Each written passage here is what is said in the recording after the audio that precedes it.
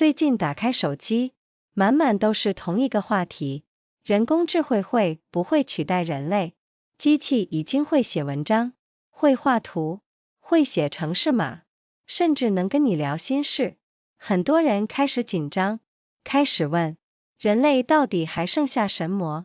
但我读完一本书之后，我开始问一个更根本的问题，不是机器有没有可能变得像人，而是人类一开始到底是靠什么赢过所有其他动物的？答案可能会让你吓一跳，不是力气，不是速度，甚至不是聪明，而是一个很奇怪的能力。我们会一起相信同一个不存在的东西。这本书叫《人类大历史》，作者是哈拉瑞。今天我想跟你聊聊，这件事到底对我们现在的生活意味着什么？哈拉瑞不是一个典型的畅销书作家，他是以色列的历史学家，专长其实是中世纪的军事史，一个很窄很专业的领域。照理说，他应该一辈子写给几百个同行看的论文，但他做了一件很不一样的事，他开始练习内观冥想，每天静坐2个小时，已经持续超过20年。他曾经说过一句话，冥想教会他一件事，大部分我们以为理所当然的东西，其实都是头脑编出来的故事。这句话后来变成整本书《人类大历史》的灵魂。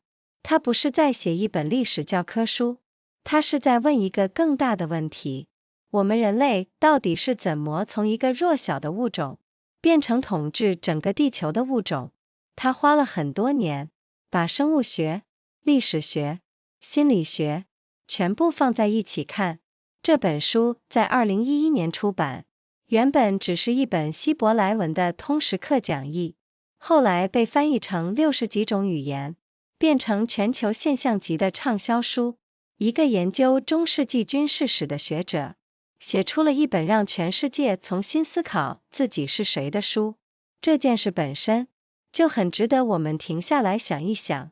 好，我们先从一个很反直觉的事实开始，单独一只黑猩猩跟单独一个人类打起来，黑猩猩很可能赢，驼力气比我们大很多。但问题来了，如果是100个黑猩猩对上100个人类，结果几乎不会有悬念，人类会赢。为什么？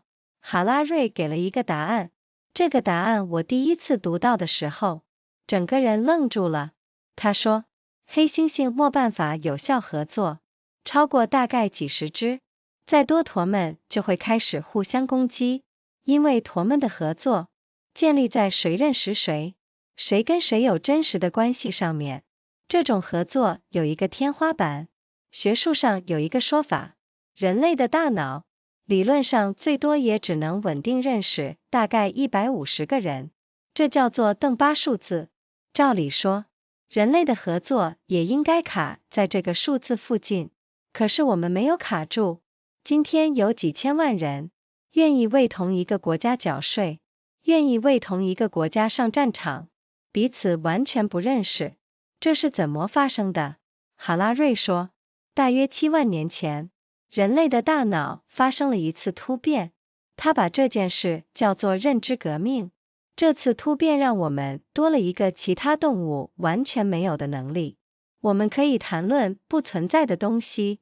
一只猴子可以发出叫声，告诉同伴，那边有一只狮子，快跑。但没有一只猴子可以说，上游那边有一个守护我们部落的神灵，只要我们每年献祭，他就会保佑我们的收成。这种话，只有人类说得出来，听起来只是一个小小的能力，但它改变了一切。因为当很多互相不认识的人一起相信同一个不存在的故事，他们就可以合作，可以协调，可以组织起来做一件单独一个人或单独100个人都做不到的事。金钱就是一个最好的例子。一张纸本身一点价值都没有，但只要有够多人相信这张纸可以换到东西，它就真的可以换到东西。一个素不相识的商人愿意把货物卖给你，不是因为他认识你，是因为他相信你手上那张纸背后的故事。国家也是同一件事，你我可能一辈子不会见面，但只要我们都相信自己属于同一个国家，我们就愿意一起缴税，一起遵守同一套法律，甚至在战争发生的时候，愿意为对方牺牲。公司行号也是一样的逻辑。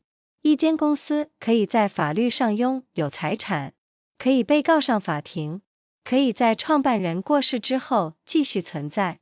但如果你把一间公司拆开来看，你找不到任何一个实体的东西，叫做这间公司，它只存在于一堆文件，跟一群人共同的相信里面。哈拉瑞把这些东西统称为虚构的秩序，宗教、国家、金钱、人权、公司、法律，这些让我们今天的文明得以运作的最重要的结构，全部都是故事，不是谎言，是一种大家一起同意、一起维护、一起假装它是真的的故事。这件事最让我不舒服的地方，不是它是假的，而是它同时可以盖出金字塔，盖出医院，也可以盖出集中营，可以用来团结一群人互相照顾，也可以用来让一群人相信另一群人不是真正的人。同一种能力可以带来文明最伟大的成就，也可以带来文明最黑暗的暴行，差别只在于我们选择相信哪一个故事。读到这里，我心里有两种完全不一样的感受。先说我真正认同的部分，哈拉瑞让我终于有语言，可以描述一个我一直隐约感觉到，但说不清楚的东西。我在工作里看过很多次，一间公司真正把人留下来的，往往不是薪水，是那个公司说的故事。我们在做一件很重要的事，我们在改变世界。这句话听起来有点空，但只要够多人相信它，它就真的会让人愿意加班，愿意牺牲周末，愿意跟陌生的同事一起拼一个目标。这就是哈拉瑞说的那种力量。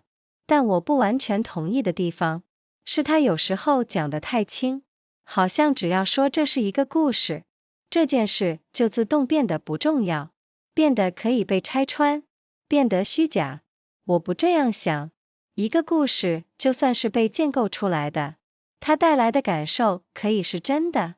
一对夫妻相信婚姻的承诺，这个承诺某种程度上也是一种被大家同意的秩序，但他们之间的爱不会因为承诺是建构的，就变成假的。我觉得哈拉瑞太急着把一切都拆解成故事，却没有花足够的力气去谈那个故事带来的真实重量。我生命里遇到这个动线的地方，是这几年我看很多品牌经营社群，有些品牌真的只是在卖东西，但有些品牌，他们说的故事，真的让一群互不相识的人开始互相照顾，开始因为同一个理念聚在一起。那个时候我才真正理解哈拉瑞说的合作的力量，不是理论，是我每天都能看见的事。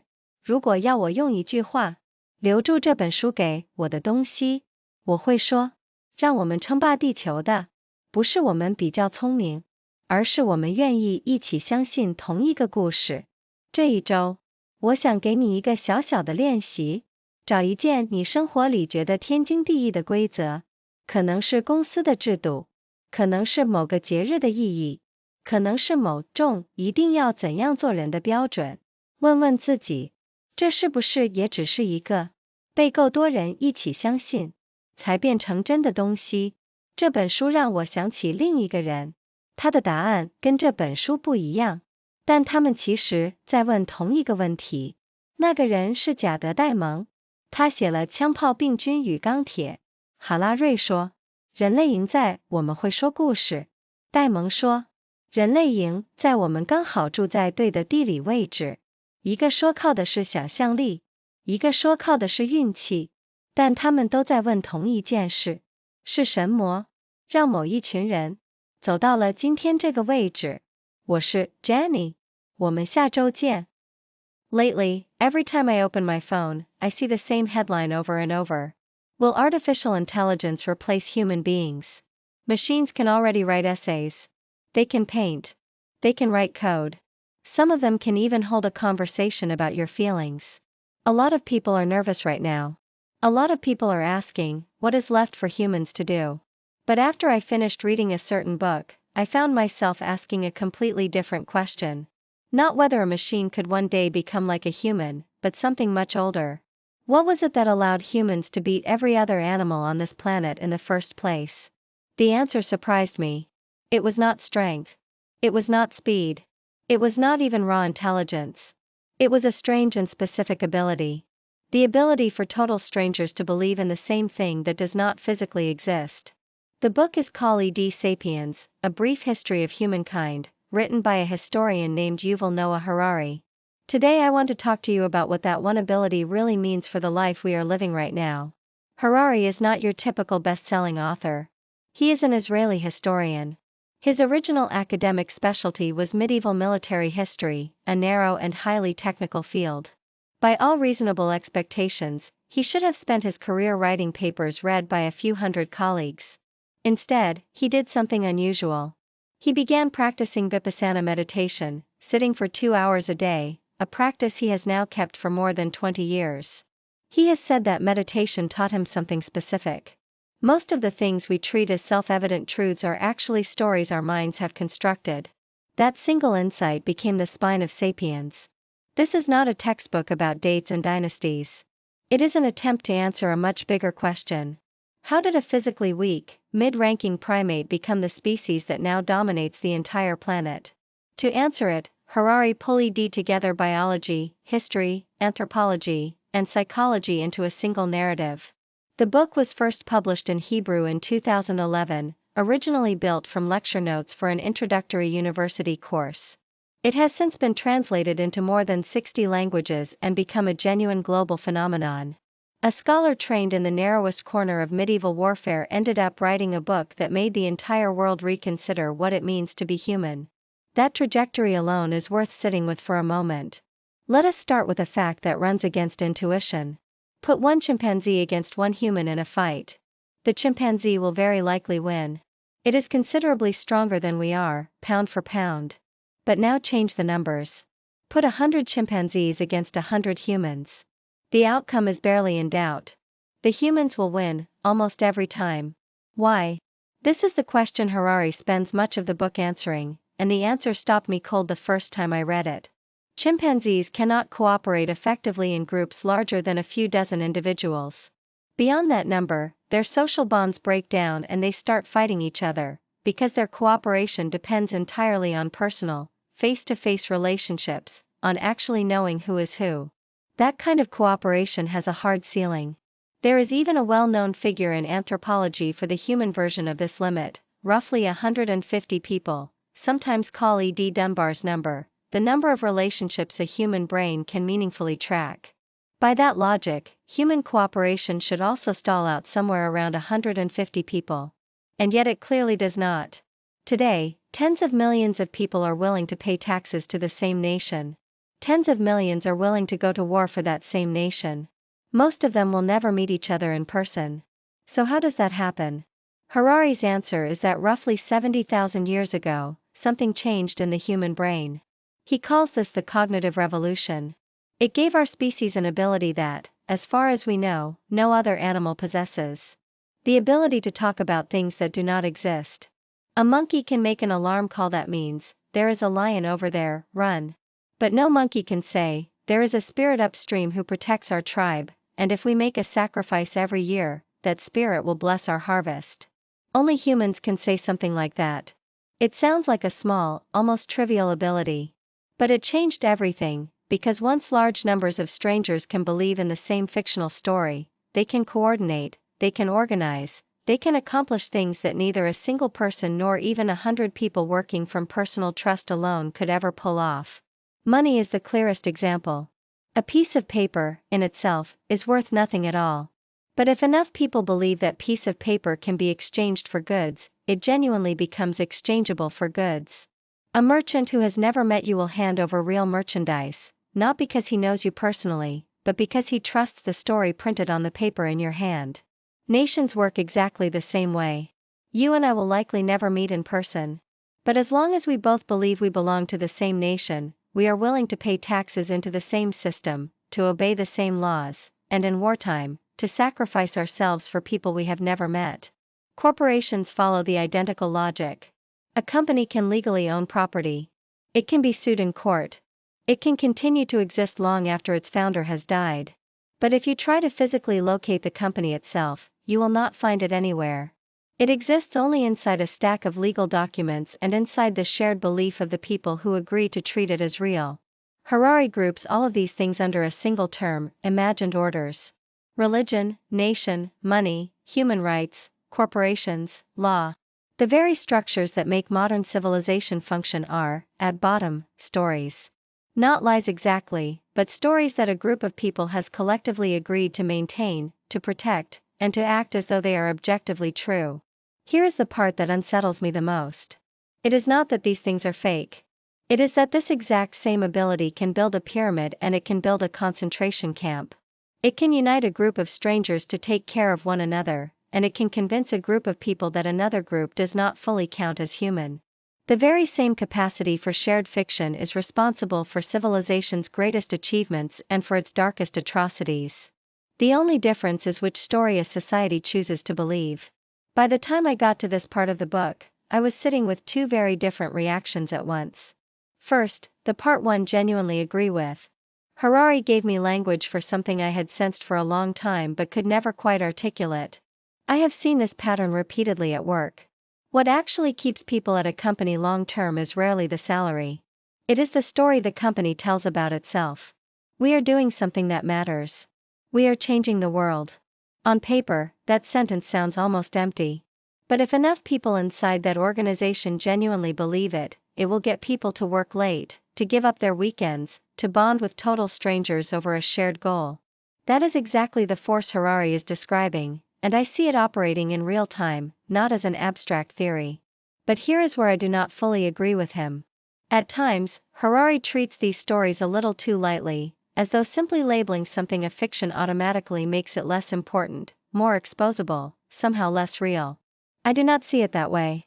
A story can be constructed and the feeling it produces can still be genuine. A married couple believes in the commitment of marriage. That commitment is, in a sense, also a socially agreed upon order. But the love between them does not become fake simply because the framework around it was built by human agreement. I think Harari is sometimes too quick to dismantle everything into fiction, without giving equal weight to the real, felt weight those fictions carry for the people living inside them. The place in my own life where I have run directly into this insight is watching how brands build communities online. Some brands are purely transactional, just selling a product. But other brands tell a story that genuinely draws a group of strangers together, gets them looking out for one another, gets them showing up for a shared idea larger than any single purchase. That is when I finally understood, not as theory but as something I witness constantly, exactly what Harari means by the power of shared belief. If I had to compress everything this book gave me into a single sentence, it would be this. What allowed us to dominate this planet was never our intelligence alone. It was our willingness to believe, together, in the same story. This week, I want to leave you with a small exercise. Find one rule in your life that feels completely self-evident, something you have never questioned. It might be a policy at your company. It might be the meaning attached to a particular holiday. It might be some unspoken standard for how a person is supposed to behave. Ask yourself honestly, is this really an absolute fact, or is it simply something that became true because enough people agreed to believe it? This book keeps reminding me of another author, someone who reaches a very different answer, but is quietly asking the exact same question. His name is Jared Diamond, and he wrote a book called Guns, Germs, and Steel. Harari says humans won because we could tell stories together. Diamond says humans won because certain groups happen to live in the right geographic location at the right time. One credits imagination.